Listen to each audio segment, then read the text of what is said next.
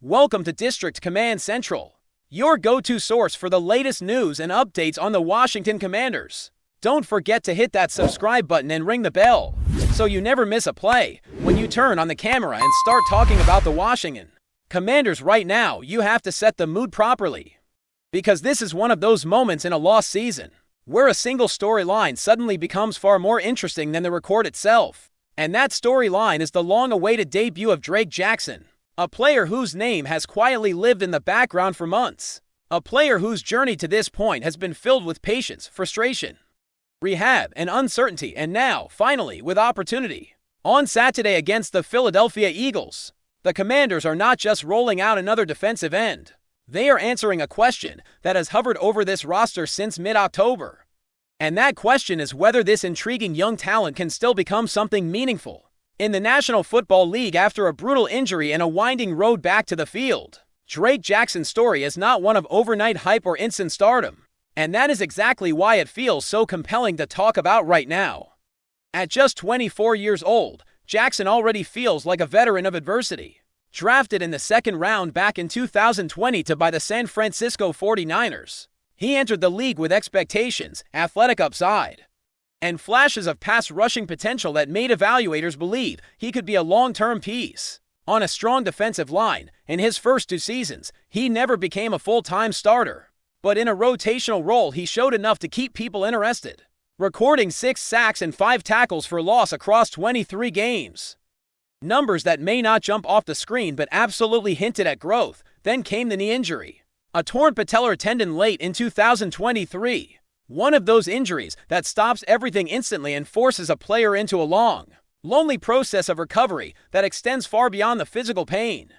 That injury cost Jackson the entire 2024 season, and when the 49ers waived him in May, it felt like one of those quiet moments where the league collectively shrugs and moves on. Jackson took visits with other teams, waited, listened, hoped, and eventually found a landing spot with Washington in mid-October. But even then, the story did not shift immediately into action. As soon as he arrived, the Commanders placed him on injured reserve, not because they doubted him, but because the rehab was not done, because patience was still required, because this was about seeing the long picture instead of rushing a body that had already been through too much. For weeks, Jackson was invisible to fans, present in name only, a future possibility rather than a current contributor. Then came the quiet progress, the return to practice, the moment when he finally suited up for drills, testing the knee, testing the strength, testing the confidence that every player needs before trusting his body again in a real game.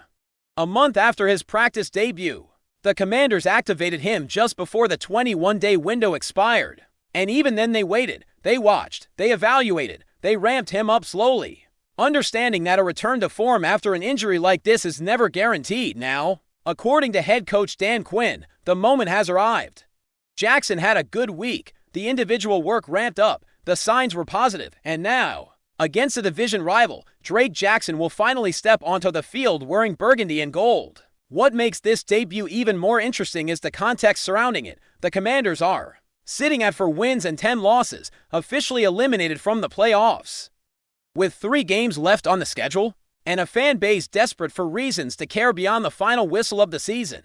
Last week's ugly win against the New York Giants did not inspire confidence, and that puts even more pressure on this team to show something, anything, that suggests progress. This is where youth matters.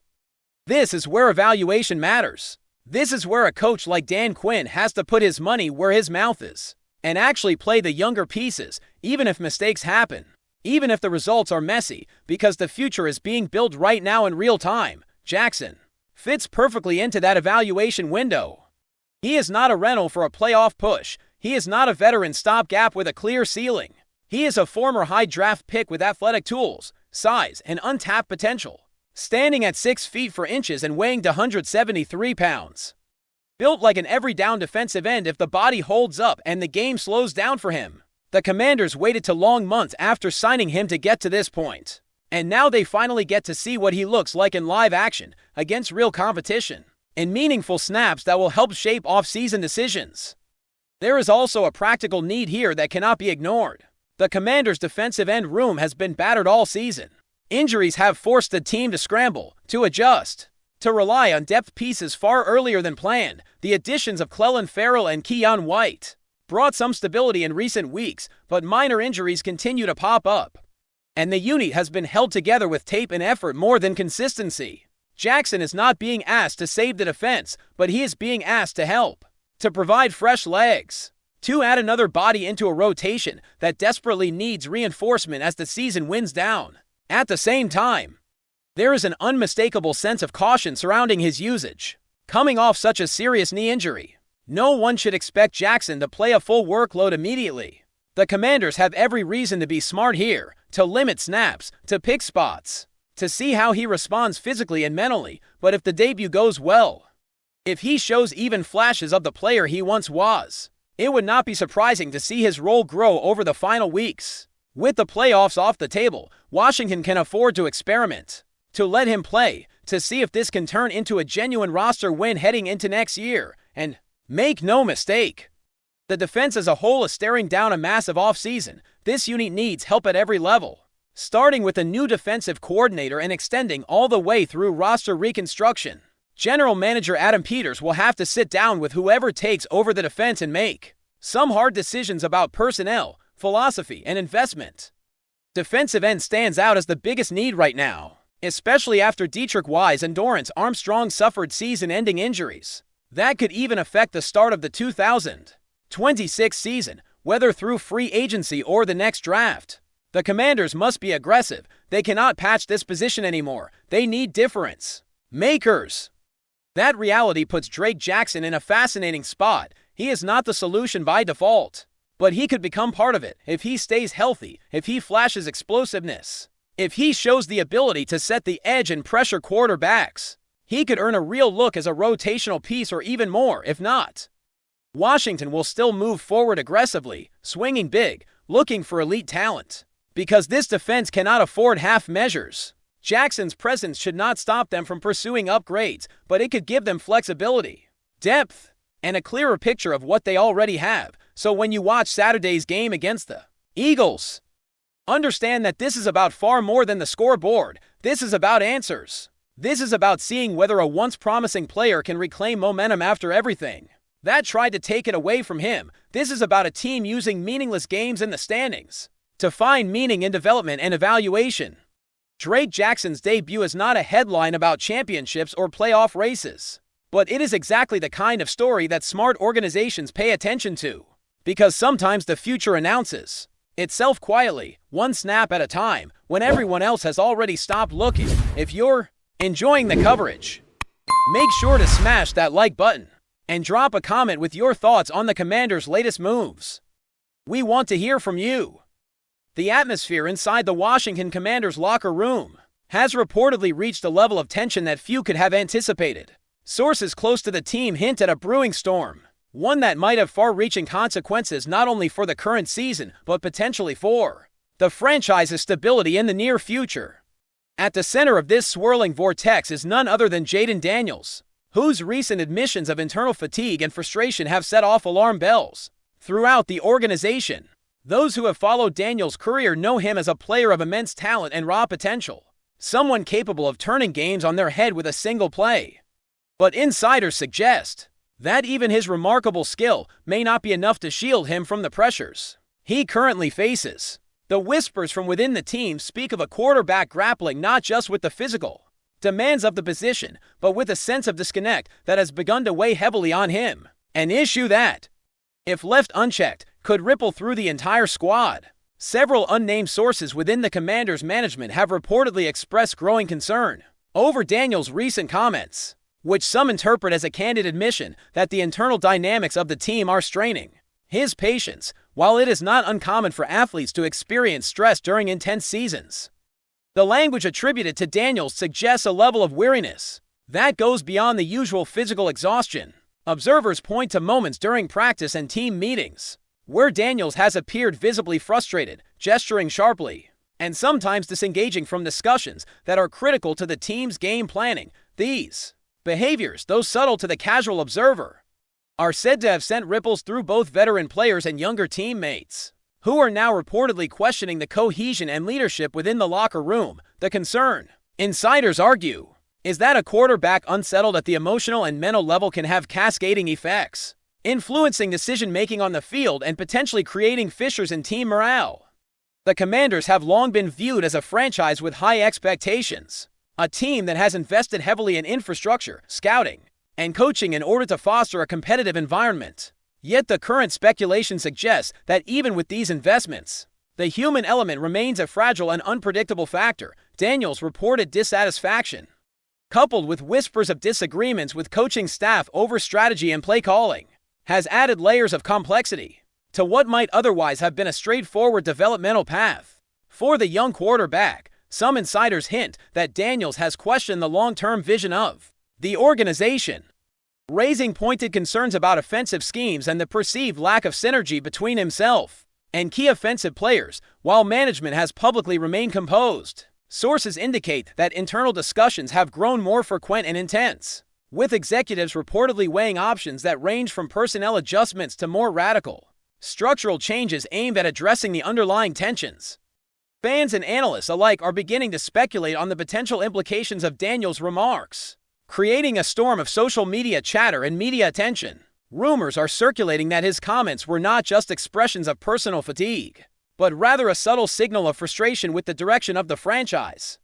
Observers familiar with the inner workings of NFL organizations note that such signals are rarely ignored, particularly when they come from a player positioned at the helm of the team's offensive strategy. The quarterback's influence is both symbolic and practical, and any signs of misalignment with management can be interpreted as a warning that, without careful intervention, small tensions may evolve into larger crises. The Commanders are reportedly aware of the optics, with PR teams likely strategizing behind the scenes to balance transparency with reassurance, though insiders suggest that the true impact of Daniels' statements may extend well beyond public relations. There is speculation that the reported friction may stem in part from Daniels' approach to leadership and his expectations for the team. Sources suggest that the quarterback has become increasingly vocal about the need for accountability, intensity, and precision, and that these standards may have clashed with the routines or attitudes of certain teammates in some quarters. This has been described as a culture clash, with Daniels pushing for a level of rigor and focus that some within the squad may not have fully embraced. The tension, if accurate, could be emblematic of a broader challenge within the organization, highlighting the difficulty of aligning personal ambition with team cohesion in a high-pressure, professional environment.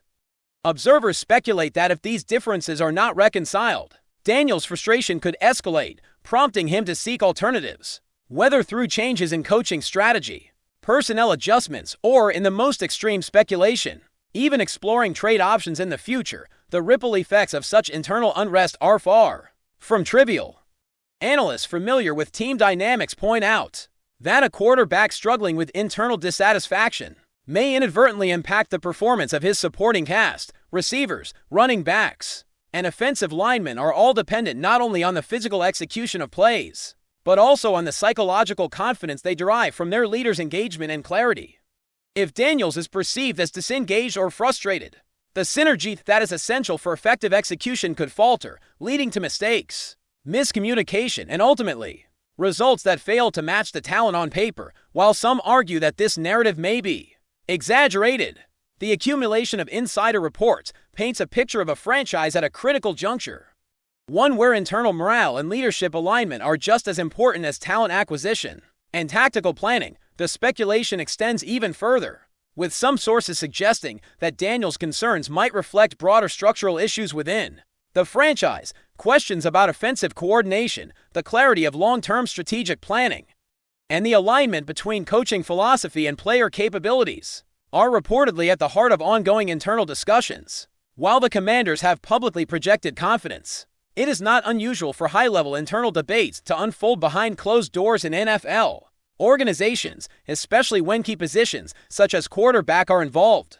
Rumors suggest that some executives are considering adjustments, not only to the immediate offensive approach, but also to the developmental trajectory of the squad, in order to prevent potential attrition and retain high-performing players who might otherwise feel constrained or undervalued. Amid all this speculation, the human element remains central. JAYDEN Daniels is, after all, a young athlete navigating enormous expectations, public scrutiny, and the inherent pressures of professional football. The intensity of the spotlight can magnify even minor frustrations into perceived crises, and the narrative surrounding the Commanders may well be a reflection of the heightened sensitivity that accompanies top-tier athletic performance. That said, multiple sources indicate that Daniels' comments were unusually candid, suggesting a willingness to voice concerns that many players might suppress. This candor could be interpreted in multiple ways, as a sign of maturity and self-awareness, or alternatively, as an early warning that internal tensions could escalate if not addressed proactively.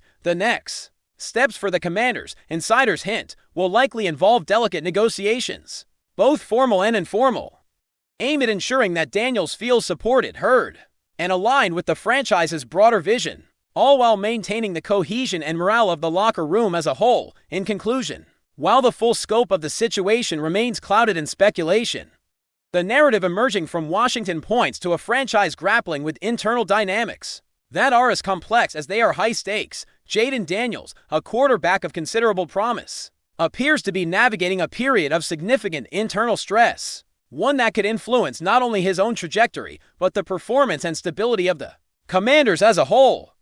Fans and pundits are watching closely, parsing every remark, every gesture, every hint of tension for clues about the future. Whether this episode will catalyze meaningful change or evolve into a longer-term challenge remains uncertain. But one thing is clear: the Commanders are at a crossroads, and the choices made in response to this internal unrest could define the team's path for seasons to come. The rumor mill continues to churn, speculation continues to build, and the football world waits with bated breath to see how one of the league's most talked about quarterbacks will navigate the turbulence within his own team. The drama, tension, and potential shakeups make for a storyline that seems almost too compelling to be confined to locker rooms and internal meetings, spilling instead into every discussion about the Commanders' identity, strategy, and future prospects. Thanks for tuning into District Command Central. Make sure to subscribe and follow us for all the Commanders news you need. Until next time, keep the faith and hail to the Commanders.